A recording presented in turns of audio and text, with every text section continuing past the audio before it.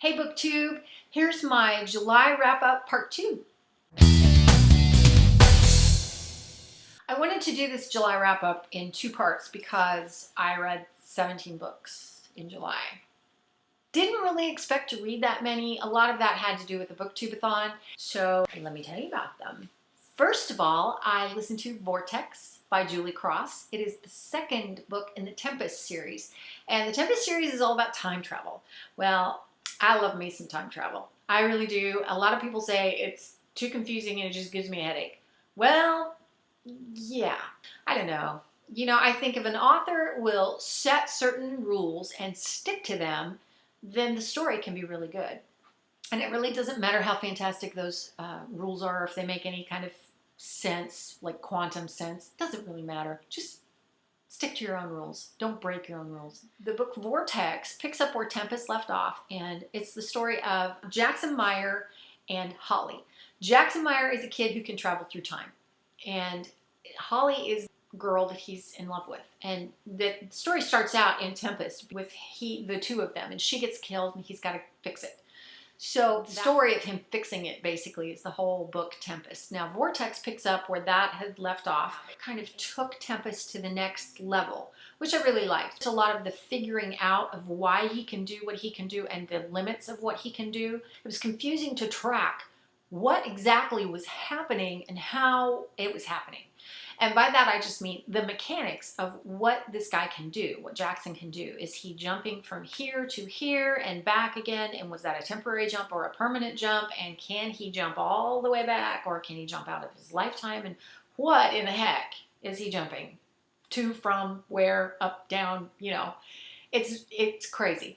Well, the reason this book worked for me was because I just sort of took their explanation at the point in the book where they had figured out what they were figuring out and just went, okay, well, I don't really get it, but okay. I didn't really concentrate over much on the figuring out the mechanics of the time travel and what he could do. I just kind of let it go.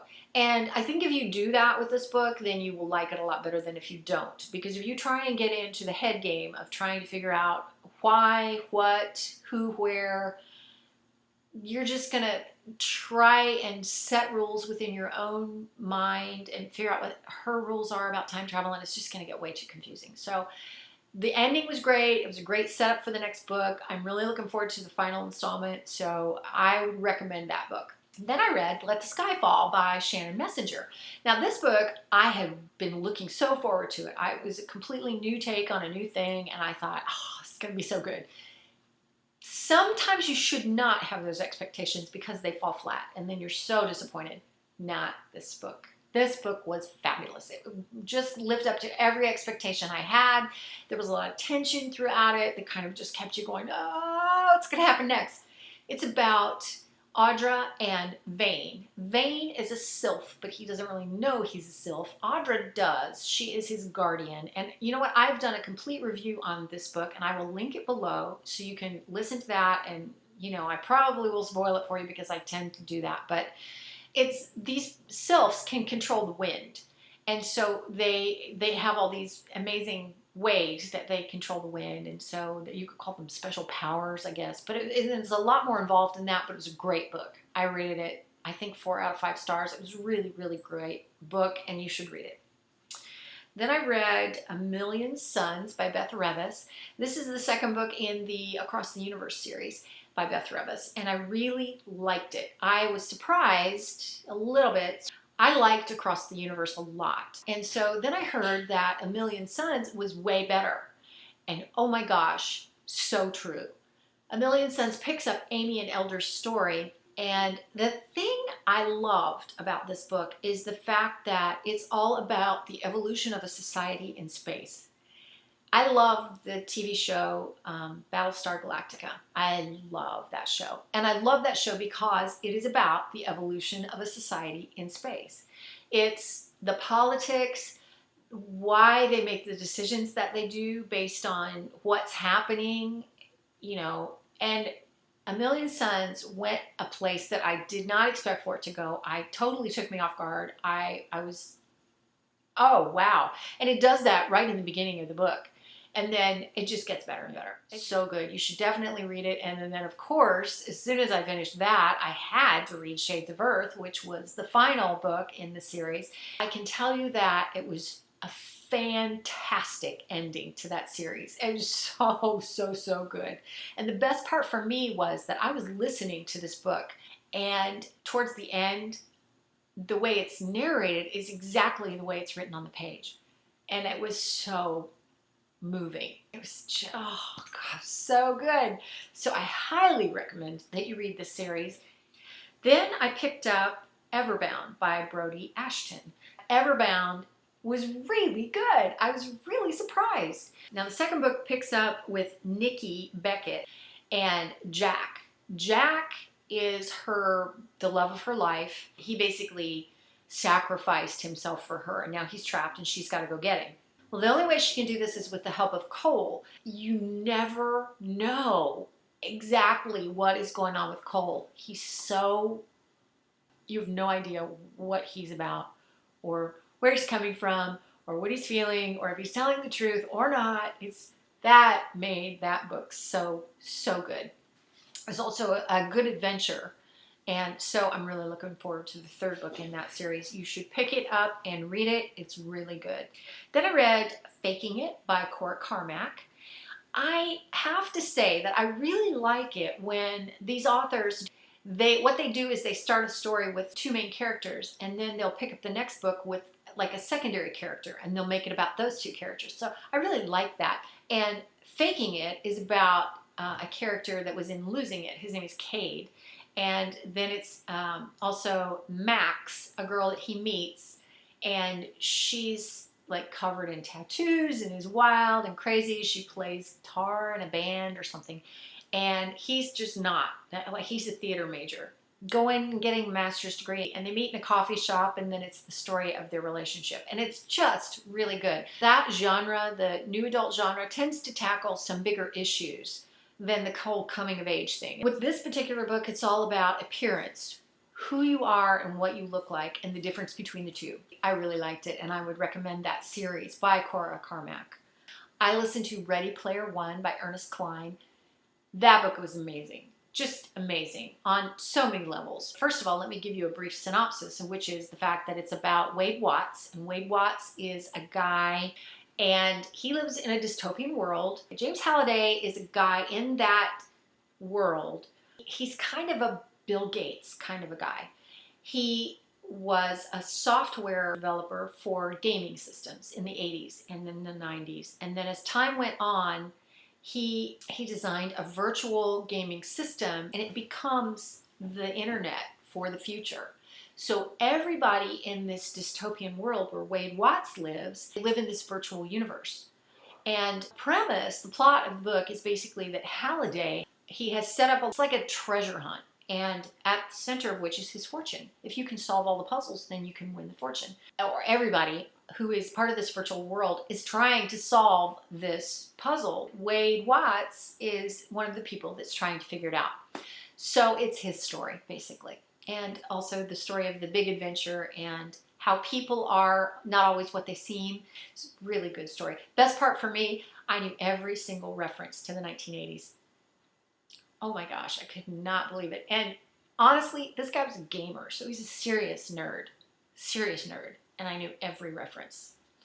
It was a little frightening, but also a little tidbit about that. Will Wheaton narrates that on audio, and there is a reference to him in the book, so he's talking about himself, and it's hilarious. It's just really funny and very ironic. So, next book I read was White Cat by Holly Black. It was a really good story.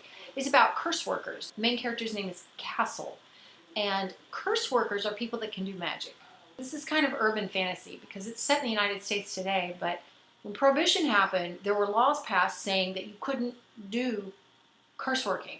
I mean, like, you couldn't do magic for profit or at all. And so what happens, as in the case of most things where a law is passed, everything goes underground.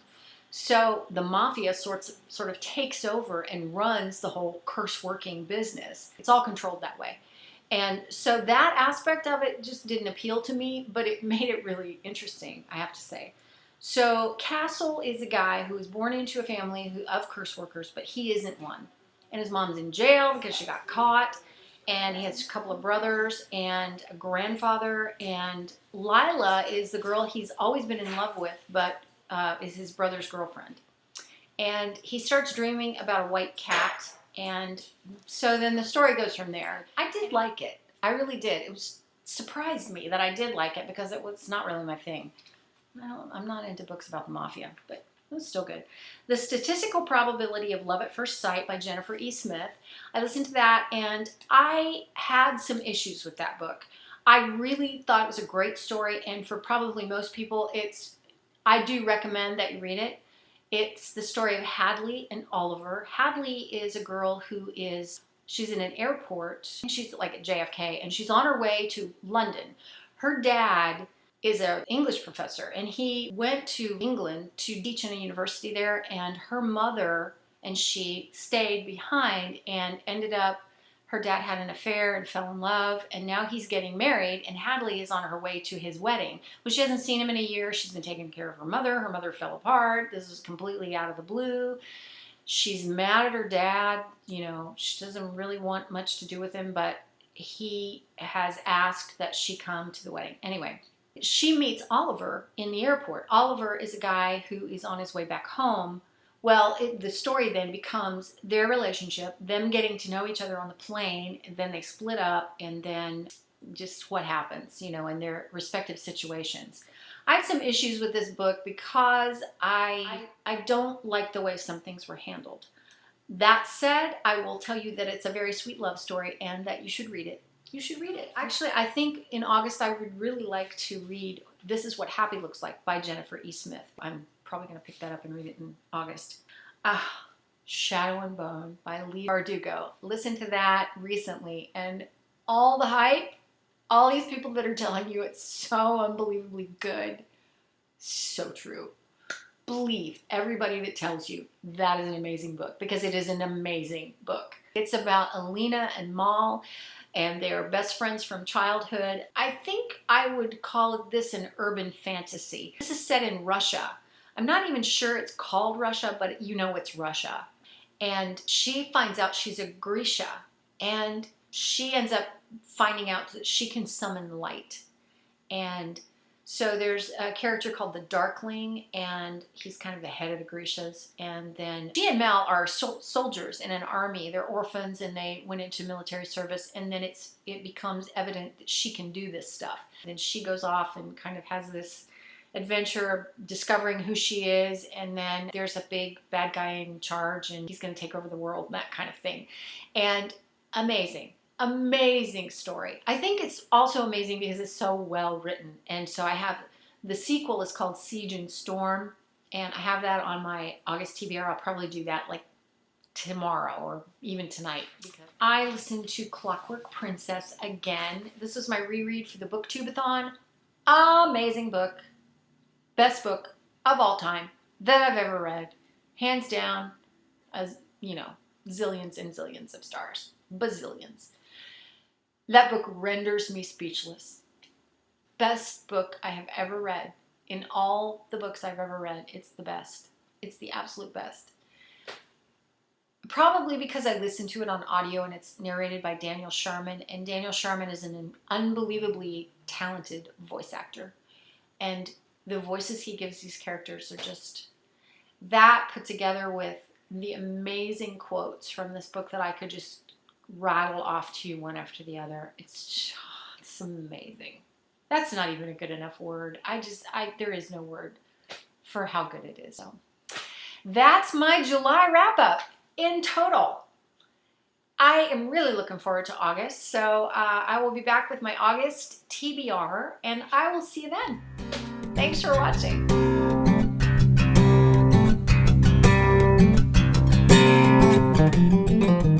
Someday I'll review it, but it'll be just me blah, blah, blah, blah. Like, I won't even have words. I will have syllables, maybe.